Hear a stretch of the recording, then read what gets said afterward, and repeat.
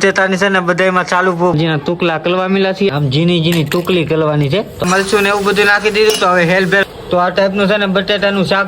તો આપણે છે ને બટેટા બાફી નાખ્યા છે ને હવે આની છે ને છાયલું ફોલવાની છે આ બધા બટેટાની. તો કુકરમાંથી છે ને આ કાચમાં એક બટેટું આપણે કાઢી લીધું છે ને હવે આની છે ને આપણે બધાને છાયલું ફોલ નાખવાની છે. તો ફટાફટ છાયલું ફોલવા મળીએ. તો એક આપણે બટેટાની છે ને બધામાં ચાલુ ફોલવા મળ્યા છે ને આખી છાયલું ફોલવા મળ્યા છે. તો બટેટાના છે ને ઝીણા ટુકલા કરવા મળ્યા છે આપણે ને જો આના ચાર ભાગ કરવા મળ્યા એક ફાદાના ને આ ટાઈપના પેલા બધા ભાગ કરી નાખી. સાયલું એ નોખી આપણે કાઢી નાખેલી છે. તો લોપ લઈ આવ્યા છીએ આપણે ને આમ ઝીણી ટુકલી કરવાની છે. તો ફટાફટ આમાં બધી ડુંગળી છે ને આમાં જેટલી આપણે જોવે ને એટલી કાપી નાખીએ આપણે. તો હવે મોતરવા મળ્યા છીએ આપણે ટમેટું. તો ટમેટાને પણ આપણે વાટલી નાખી. પેલા નાખી દીધું આપણે તપેલામાં નાખી દીધું છે તેલ.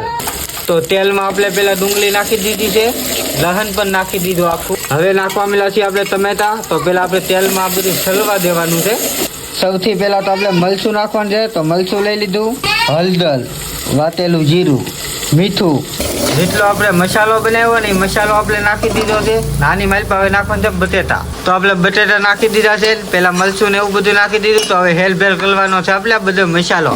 તો આ ટાઈપને હલાવશું ને એટલે આપણે મસાલો થઈ જાય બધો હેલ ને જો આપણે બટેટા ભૂંગળા જેવા થવા મળ્યા ને પણ આ બટેટાનું આપણે શાક કરવાનું છે. તો આ ટાઈપનું છે ને બટેટાનું શાક થઈ ગયું છે ને હવે લોટલી કરવાની છે. તો થોડી કોલમાં કરી નાખે પછી આપણે છે ને વાલું કરવાનું છે. તો બટેટાનું શાક આ ટાઈપનું છું કેવું લાગ્યું કોમેન્ટ કરીને જણાવજો. કાચ લોટમાં પાણી લઈ લીધું, એમાં મીઠું નાખી દીધું, એમાં નાખી દીધું છે આપણે તેલ. તો લઈ લીધું છે આપણે ઘઉંનો લોટ. હવે આની લોટલી બનશે ને પછી આપણે વાલું કરશું. તો પછી લોટલા પણ બનાવવાના છે. તો આપણે પેલા લોટલી બનાવવી પડશે ને. તો ઘઉં ચાલી નાખી તો ફટાફટ લોટલી બનતી થાય. તો બટેટા લઈ લીધા છે, લોટલી આવી ગઈ છે, ભૂંગળા આવી ગયા છે.